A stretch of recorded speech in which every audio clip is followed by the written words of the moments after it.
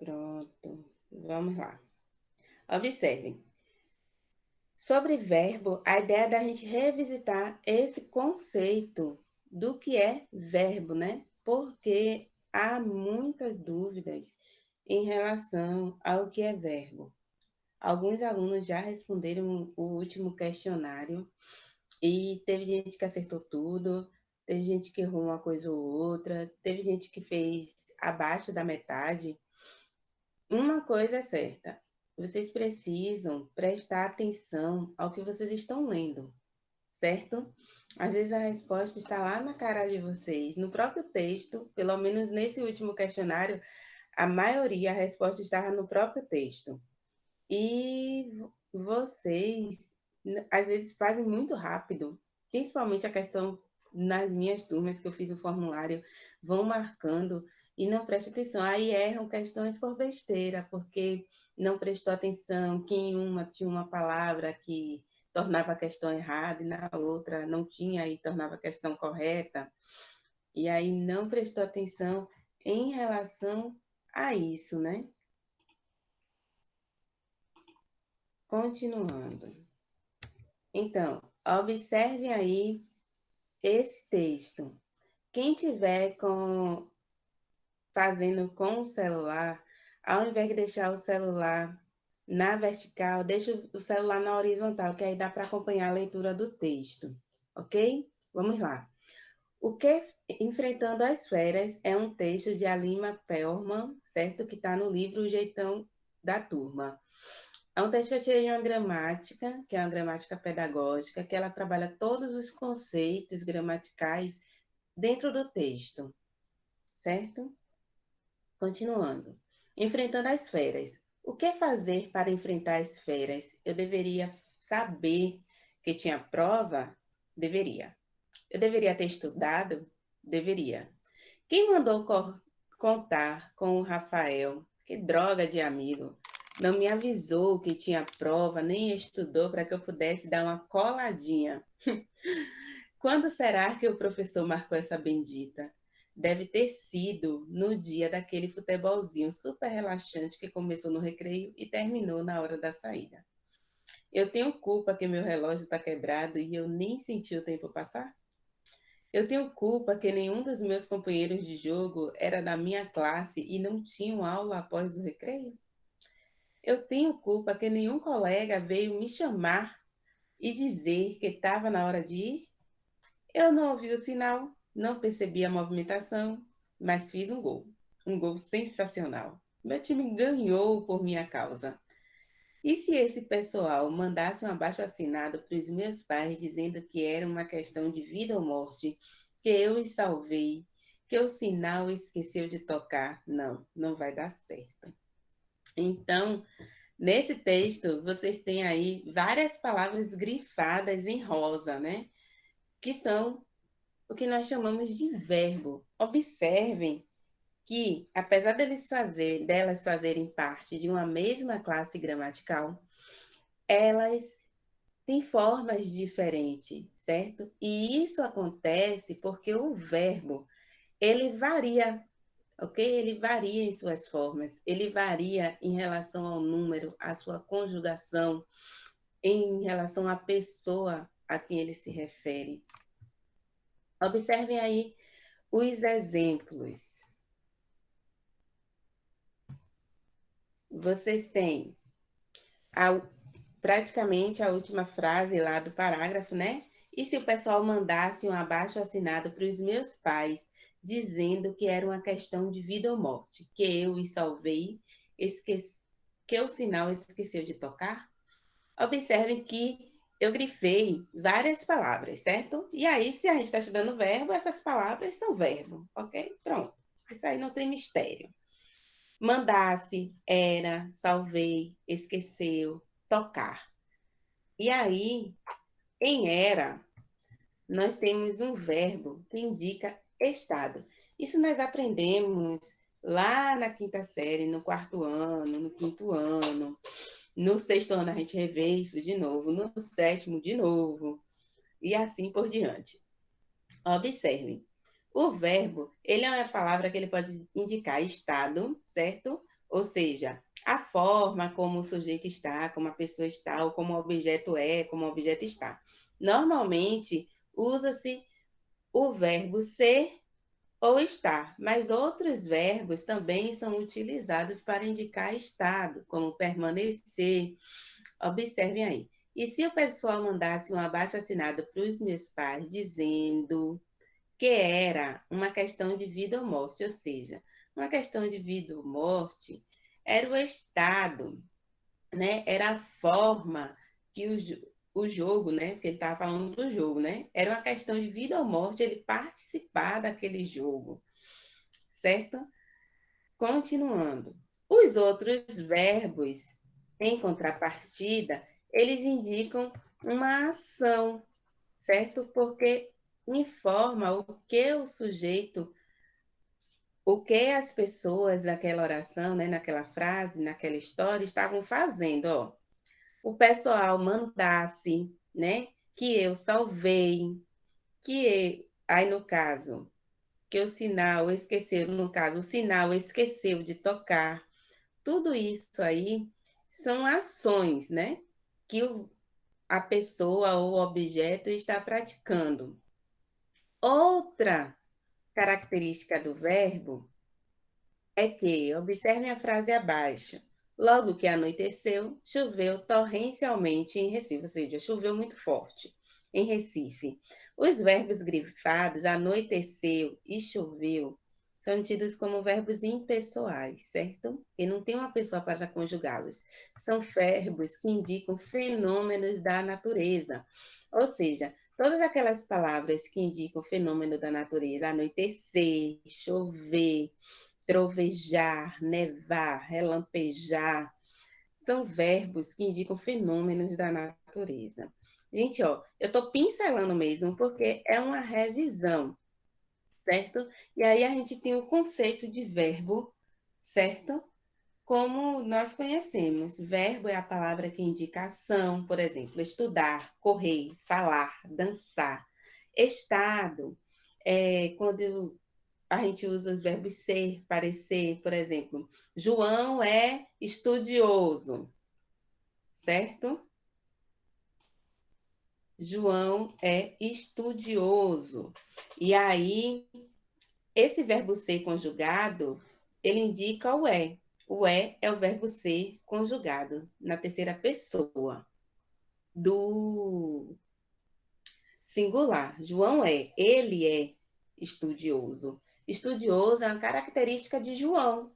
Então, ele está ligando uma característica, é o estado que João está. Ó, que redundância, mas enfim. Fenômenos da natureza, tudo que tiver ligado à natureza, indicar uma ação da natureza, por exemplo, chover, nevar, relampejar e assim por diante. Um desejo, como aspirar e almejar, e muitos outros processos, mas é sempre em relação a um determinado tempo, ou seja, uma variação, uma das flexões do verbo, é a questão do tempo, ele é modificado. E aí a gente distingue o verbo, né, do substantivo, por exemplo, nessa questão de que o verbo ele varia no tempo. O substantivo não, ele não varia no tempo. Casa vai ser sempre casa, certo? O amor, não. Vamos ver outro. Bola vai ser sempre bola, por exemplo. Você não fala eu bolei, tu bolastes, ele bolar. Não existe isso, né? Continuando. Para a flexão do verbo, vamos continuar a nossa história. Quem mais eles conhecem? O Rafael, claro. Ele também tirou 0. Melhor nem contar para eles. Vão vir de novo com aquele discurso manjado.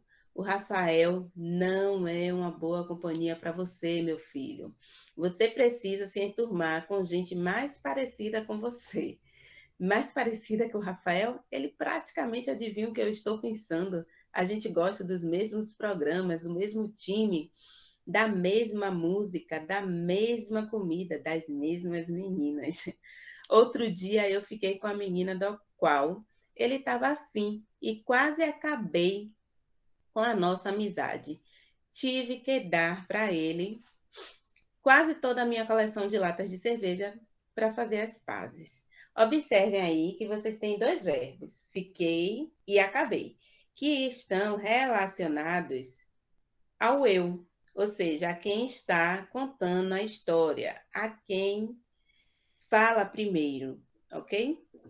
E aí nós temos a flexão do verbo. O que é flexionar? É variar, é mudar, ok? Então o verbo muda em pessoa, em número, em tempo, em modo e em voz. Essa parte aqui da voz eu coloquei porque é uma apresentação, certo? Baseada numa gramática. Mas a parte da voz nós iremos ver em um outro momento, certo? No momento a gente só vai revisar pessoa, número, tempo e modo. Continuando. Os verbos que expressam ações. E aí, os verbos que foram grifados. Os verbos acabei e fiquei. O verbo fiquei, eu fiquei, está no passado. E o verbo acabei também está no passado, no mesmo tempo verbal. Então, eu fiquei, eu acabei. E aí nós temos as flexões, ou seja, as variações, as mudanças que o verbo ficar e acabar, eles sofrem. A primeira é a de pessoa, ou seja, eles referem-se à primeira pessoa do discurso, o eu. Lembrando lá nas aulas sobre pessoas do discurso, sobre texto narrativo, aí vocês têm sempre, a gente, né, enquanto professor, apresenta as pessoas a vocês. Aí vocês têm o eu, o tu, o nós, o vós, o ele, elas, eles, elas. E assim por diante, não. São só essas mesmo. São 6. 3 no plural e 3 no singular. Sendo que na parte do Nordeste, nós substituímos muito, com exceção, se eu não me engano, do Maranhão, nós substituímos muito o tu pelo você e o vós pelos você, por vocês, ok? Mas são pronomes pessoais, porque se tratam das pessoas, relacionadas às pessoas ou a coisas. E a primeira pessoa do discurso é quem fala, certo? Eu. Ou seja, eu sempre digo assim, presta atenção. O eu é quem fofoca, quem inicia a fofoca. Eu iniciei a fofoca, né? Com o professor Jean, por exemplo. E o Jean é o tu, que é a segunda pessoa, é com quem eu conto a fofoca, é para quem eu conto a fofoca. E a terceira pessoa do discurso é de quem eu falo, certo? Então é o ele. Depois, nós temos, nesses verbos, a gente sabe que eles estão no singular. Por quê? Essa primeira pessoa do discurso aqui, o eu, é a primeira pessoa do singular. A segunda pessoa do singular é o tu, a terceira é o nós, e a gente vai ver isso daqui a pouco. Então, elas estão no singular. Ou seja, se o verbo está no singular, a pessoa do discurso tem que estar no singular. Certo? São elementos que estão relacionados, a pessoa e o número, certo? Singular ou plural. Se a pessoa está no singular, o número do verbo também vai estar no singular. Se aqui fosse plural, aqui não seria eu, seria nós. E aí mudaria aqui essa estrutura do verbo. Depois, as ações ocorrem no passado.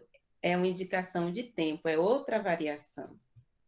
Em seguida, nós temos que o verbo ele expressa um fato real, ou seja, ele está no modo indicativo, é uma certeza, indica algo que realmente aconteceu. Então, fiquei e acabei, certo? Indica que realmente essas ações aconteceram, é um fato real, é o senhor indicativo aí presente. E a voz são as ações que são praticadas por alguém, certo? E aí a gente tem a voz reflexiva, passiva, analítica. Isso é um pano para outra manga, para outra aula. Então, quando eu falo em flexões, de acordo com as flexões de pessoas, né? Eu tenho os seguintes exemplos. Observe. Outro dia eu fiquei com a menina. Eu aqui é a primeira pessoa do discurso, certo? Eu é a primeira pessoa do discurso. Fiquei é o meu verbo. E ele está na primeira pessoa do singular. Como eu disse a vocês, o verbo ele vai sempre concordar com a pessoa do discurso, ou seja, aquela que está falando no momento. Depois, a gente tem aqui outro exemplo. Tu marcas o gol. Ou, como eu disse, a gente poderia substituir aqui por você marca o gol. Aí eu tenho tu, que é a segunda pessoa do discurso do singular, e o verbo, consequentemente, vai estar na segunda pessoa do singular. Eu não posso fazer, por exemplo, tu fiquei com a menina. Olha como fica estranho quando eu falo, né? Ou eu marcas o gol. Também não. O verbo tem sempre que concordar com o sujeito, com a pessoa que fala naquele momento ou de quem se fala. Tirou, por exemplo, ele tirou, é terceira pessoa do discurso. Estou falando de alguém, né, neste momento aqui. Então, aqui eu tenho a terceira pessoa do discurso e o tirou é a terceira pessoa, está na terceira pessoa do singular. A mesma coisa acontece aqui. Eu não posso dizer, certo? Aqui eu não posso dizer ele, fiquei, nem eu, tirou, certo? Fica estranho. Agora observemos os verbos conjugados no plural. Nós colamos na prova. O singular disso aqui seria eu colei na prova, porque há uma relação de paralelismo entre o singular e o plural. Se eu colei na prova é a primeira pessoa do singular, eu é a primeira pessoa do singular, nós é a primeira pessoa do plural. Então, eu tenho aqui nós, primeira pessoa do plural, e colamos está conjugado na primeira pessoa. Gente, desculpa, é plural aqui, certo? Esqueci de mudar. Vós estudais é a segunda pessoa do discurso do plural, e o estudais está na segunda pessoa do discurso do plural. O mesmo acontece em quem eles conhecem. Eles é terceira pessoa do discurso do plural e conhece está na terceira pessoa do discurso do plural. Continuando. Outra parte, o final da história agora, certo? Que nós estamos vendo desde o início. E diz o seguinte: bem, voltando ao problema inicial, o que é que eu faço? Esqueço de mostrar o boletim? Não. Eles precisam assinar. Não sei para que essa besteira de assinar. Será que a escola não confia em mim? Não acredita que eu vou mostrar o boletim para eles? Pois é, ela tem razão. Eu, se fosse a escola, também não confiava em mim. Se, pelo menos, eu soubesse imitar a assinatura deles, se não fossem tão complicadas, tenho uma ideia. Preciso só ver se o que sobrou do dinheiro da mesada é suficiente. Ufa, fui brilhante. Comprei um ramo enorme de rosas e um cartão lindo que diz: só porque te amo. Coloquei o cartão no meio das flores e entreguei para ela no fim da tarde. Ela chorou um monte, me abraçou, me beijou um monte, se emocionou demais. Por que isso, filho? Nem é meu aniversário.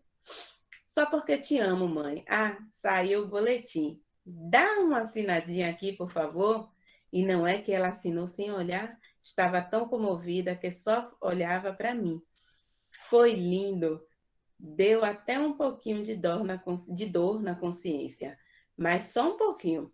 Quem sabe para o próximo bimestre eu estudo de verdade e tiro notas razoáveis. Tá ficando mais cansativo pensar num jeito de enfrentar as férias lá em casa do que dar uma estudada. E aí termina a nossa história. Observem que em toda a história ele utiliza vários verbos. Por exemplo, voltando, esqueço, mostrar, precisam, assinar.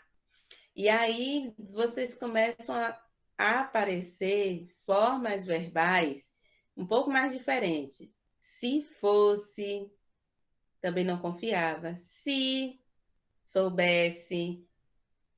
E aqui nós temos o dar uma assinadinha.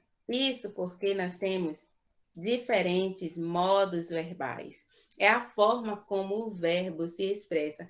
É o que o verbo vai significar naquele momento. Além do significado real da palavra, certo? Aquele que a gente encontra no dicionário, é o que ele está expressando. E aí lembrem lá do livro, quem não leu, vai ler, está lá no roteiro 6, o livro Rasgando o Verbo, que traz essas personagens aí, dúvidas e certezas.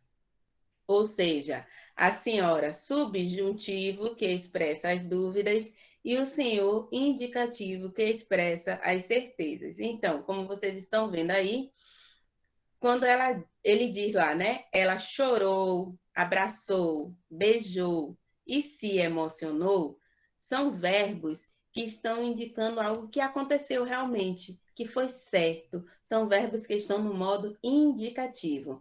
Já quando ele diz, pois é, ela tem razão, ela quem? A escola, né?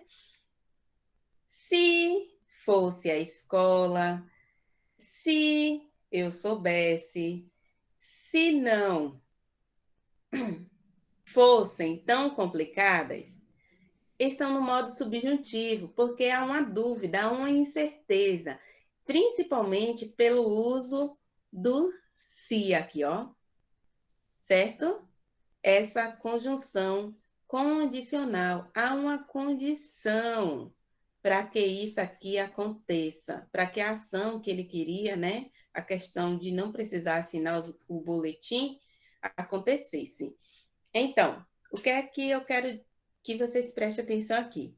Este se aqui não é o mesmo se que tem aqui. A grafia é a mesma, mas eles têm significados diferentes. Esse se aqui é um pronome pessoal oblíquo, se eu não me engano. Ele refere-se a ela e ela refere-se à mãe lá do gurizinho, ok? Então, quem se emocionou? A mãe dele. Então, esse se é um pronome pessoal. Já esse se daqui é uma conjunção. Se fosse, se o quem? Não tem uma pessoa a quem ele se refere. Então, é uma conjunção que indica uma condição. É a condição. Se a escola fosse, né? Se ele fosse, na verdade, a escola também não confiava nele. Continuando, nós vimos o modo indicativo, que são as certezas. Todos os verbos que indicarem certeza naquele momento, eles estão no modo indicativo. E todos os verbos que indicarem uma dúvida ou uma incerteza, algo incerto, né? Está no modo subjuntivo. Observe uma coisa. Modo imperativo. Aí é um modo mais tranquilo. Lembrem lá dos irmãos, que era o imperativo afirmativo e o imperativo negativo. Um gostava de dar ordem e o outro gostava de desfazer as ordens, certo? O modo imperativo é aquele que expressa um pedido, uma ordem ou um desejo, certo? Gente, quando vocês tratarem de verbo, sempre observem o contexto no qual ele está. Observe aí, eu coloquei o modo de preparo de uma receita de bolo. E vocês têm grifados em rosa verbos que estão no modo imperativo. Ele está dando uma ordem. Bata, adicione, misture, despeje, leve, retire, espere, polvilhe, desenforme. Observem que são ordens, certo? Podem expressar também um desejo ou quando a gente faz um pedido. São verbos utilizados muito em campanhas de publicidade, certo? Em manuais de... Aqueles manuais de informação que vem no produto quando você compra para montar um produto ou o modo de usar alguma coisa, a gente sempre usa os verbos no imperativo, porque a gente tem que seguir o passo a passo do jeito que está lá dizendo, certo? Se não for desse jeito, nesta ordem, o bolo não sai, porque eu não vou desenformar sem primeiro ter adicionado os ingredientes, batido o açúcar, a margarina e os ovos, e assim por diante. Tempos verbais. é uma outra flexão do verbo. E aí os tempos primitivos a gente já conhece. O presente, o pretérito e o futuro. Só que esses tempos, eles se desdobram em várias fases. Por exemplo, o presente no modo indicativo, a gente tem 6 tempos. E aqui eu vou chamar a atenção para vocês daqui a pouquinho para uma coisa. Observem aí. O presente indica um fato que está acontecendo agora, ou seja, eu falo, né?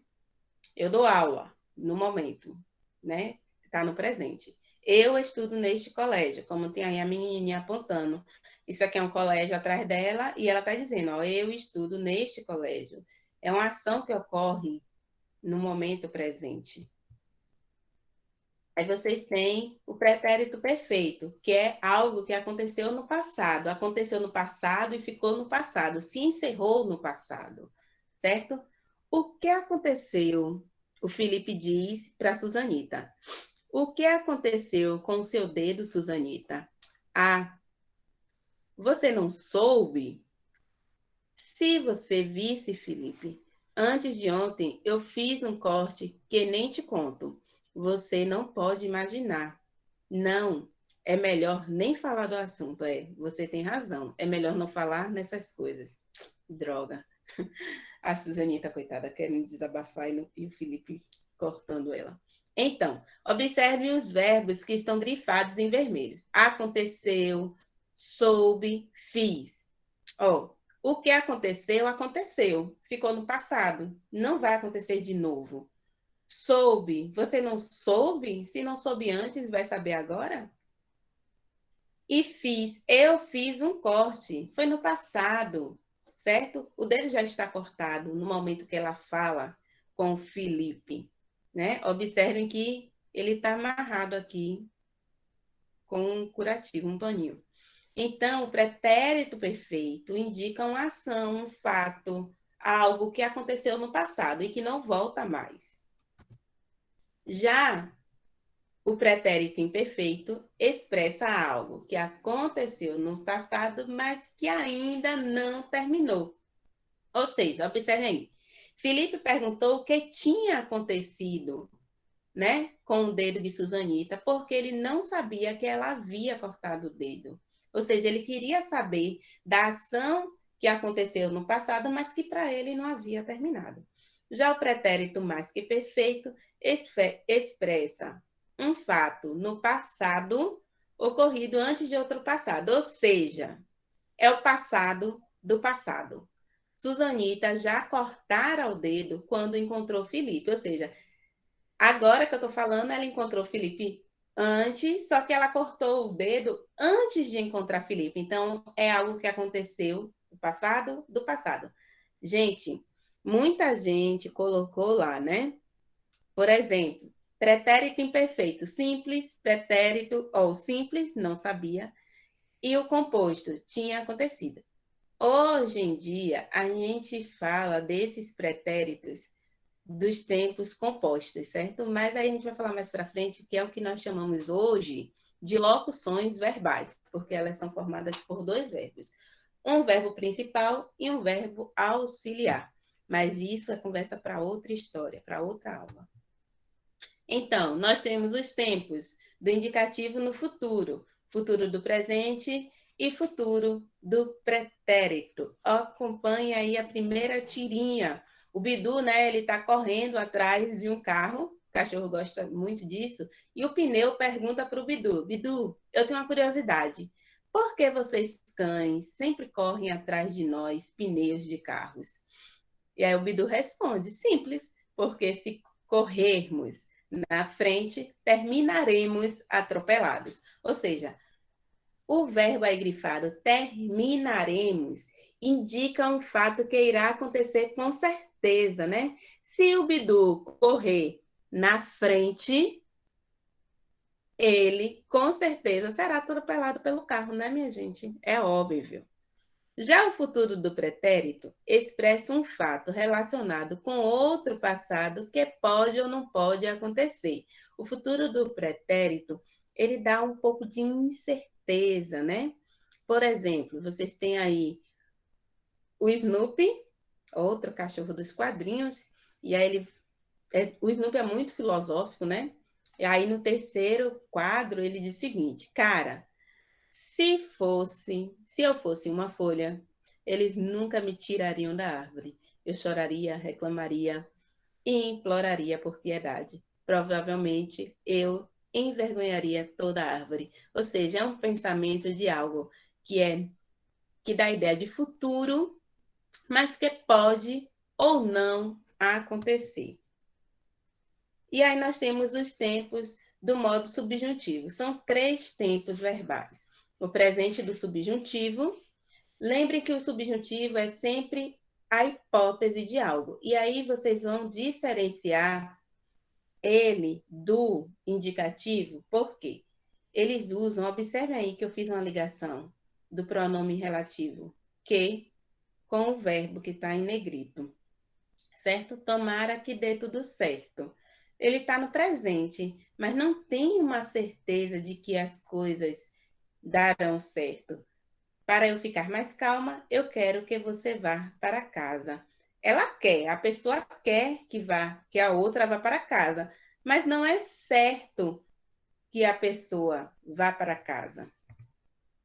A mesma coisa acontece com o pretérito imperfeito do subjuntivo e com o futuro do subjuntivo, certo? Eu vou passar por esses e depois vocês dão uma lida. Gente, ó, leiam um livro lá, Rasgando o Verbo, que fica mais tranquilo de vocês entenderem.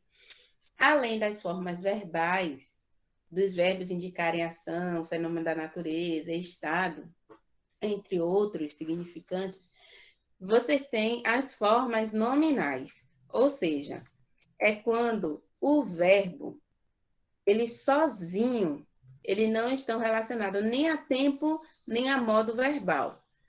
Aí a gente chama de formas nominais, porque eles podem ser substituídos, né? Ou seja, exercer a função de substantivo, nomear alguma coisa, adjetivo, caracterizar alguma coisa, e advérbio, ou seja, indicar o modo, tempo, mas não este modo, tempo e modo verbal, certo? É o tempo e modo relacionadas ao advérbio. Observe aí, nós temos primeiro modo, o gerúndio, ou desculpa, a primeira forma nominal, o gerúndio. O gerúndio vai indicar uma ação não terminada. Você está ouvindo o que eu estou falando? Ou seja, ela se prolonga ao tempo, não há uma determinação de tempo. Eu estou perguntando a você se vocês estão ouvindo o que eu estou falando. Eu vou continuar dando aula aqui, então, provavelmente vocês estão ouvindo o que eu estou falando. Assim eu espero, né? Que eu não esteja falando para o vento. Aí, quando eu digo, ele está estudando há 2 horas, faz 2 horas que ele está estudando. Então, é uma ação que é contínua durante um determinado tempo ou durante um tempo não específico. Assim também, no gerúndio, o verbo pode assumir uma forma de um adjetivo ou de um advérbio. Observem aí a primeira frase. Esquecendo suas tarefas, ficou em casa descansando. Esse descansando dá ideia de adjetivo, é como a pessoa ficou em casa, certo? Como ele esqueceu as tarefas, ele ficou descansando. Este ficou aqui é um verbo que representa o estado. E o descansando, que está no gerúndio, representa um adjetivo, é a característica de quem ficou em casa. Saindo de casa, escorregou nos degraus. Já aí nós temos um advérbio, o gerúndio trabalhando como advérbio. No particípio, nós temos as formas verbais, tanto composto, eles podem vir assim, ó, tinham estudado. O particípio é bem tranquilo de se identificar, porque ele sempre vai, observe essa partezinha aqui de baixo. Existem particípios regulares, dos verbos regulares, ado e ido, eles sempre terminam em ado e ido, ou dos verbos irregulares, to e zo.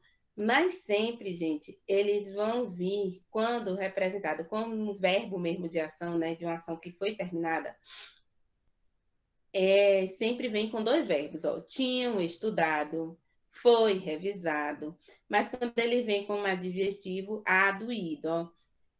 Meu filho é pouco esforçado. Eu ando desiludido. Desiludido e esforçado assume a função de adjetivo, certo? Mas são verbos que são a forma nominal do particípio.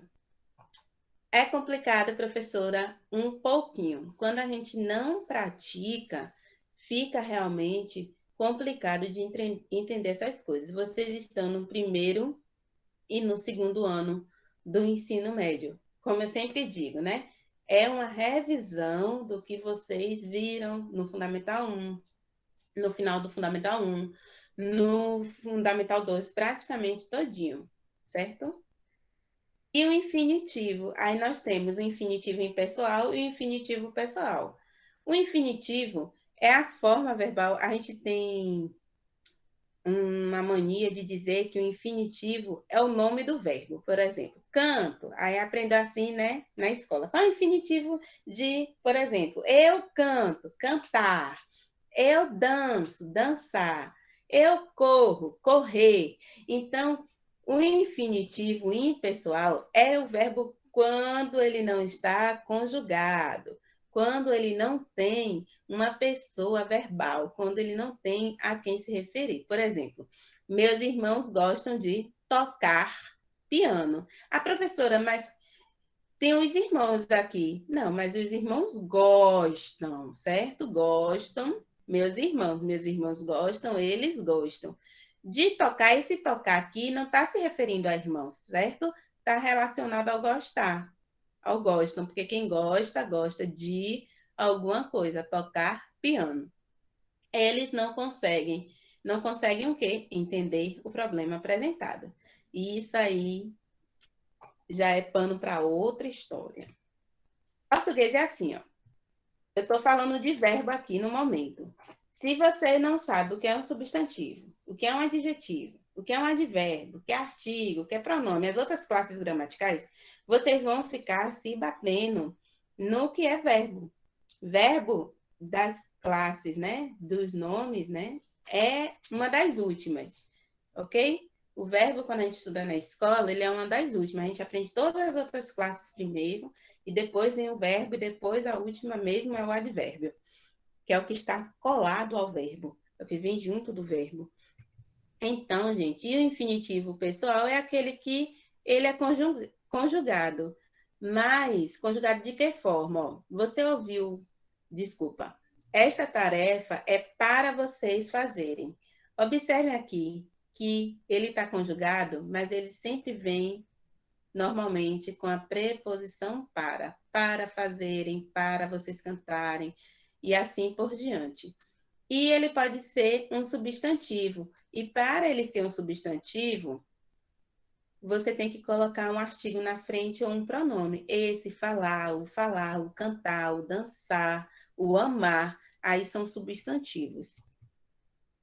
Depois de tudo isso, para a gente finalizar essa parte, vocês têm as estruturas das formas verbais.